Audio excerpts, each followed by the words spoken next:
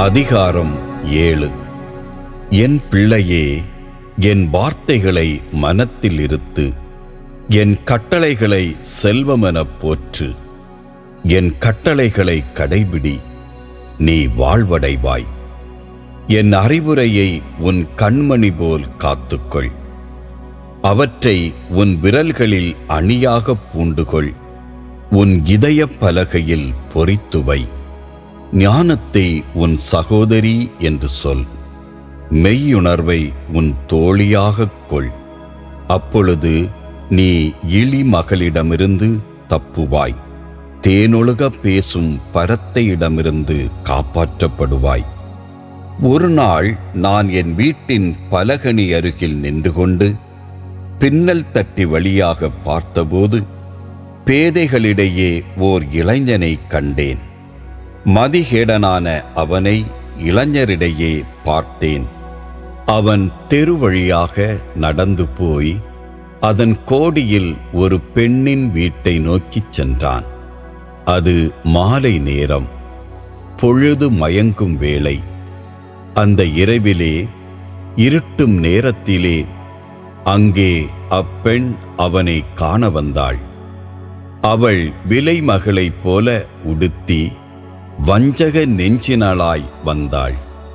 அவள் வெளிப்பகட்டு மிகுந்தவள், வெட்கத்தை ஒளித்தவள். வீட்டில் அவளது கால் தங்காது. அவள் நடுத்தெருவிலும் நிற்பாள், முச்சந்தியிலும் நிற்பாள், மூலை முடுக்குகளிலும் பதுங்கியிருப்பாள். அவள் அவனை கட்டிப்பிடித்து முத்தமிட்டு நாணமிலா துணிவுடன் அவனை பார்த்து, நான் பலிகளை படைக்க வேண்டியிருந்தது. இன்று நான் என் பொருத்தனைகளை நிறைவேற்றிவிட்டேன். அதனாலேதான் உம்மை காண வந்தேன்.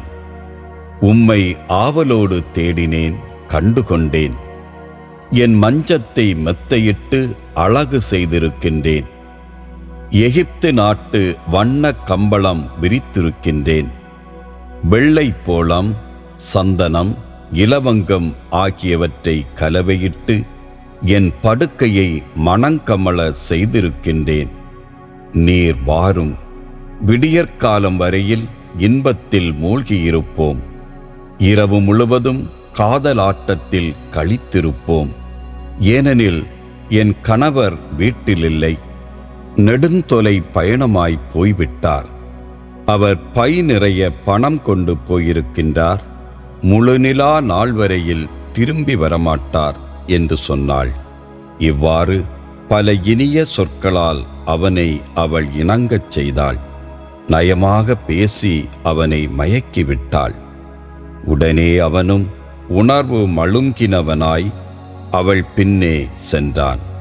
வெட்டுவதற்காக இழுத்துச் செல்லப்படும் காளை மாட்டைப் போலவும் வலையில் சிக்கிக் கொள்ளப் போகும் கலைமானைப் போலவும் கண்ணியில் விழப்போகும் பறவையைப் போலவும் சென்றான். ஓர் அம்பு அவனது ஈரலை ஊடுருவி பாயும் வரையில் தன் உயிர் அழிக்கப்படும் என்பதை அறியாமலே சென்றான்.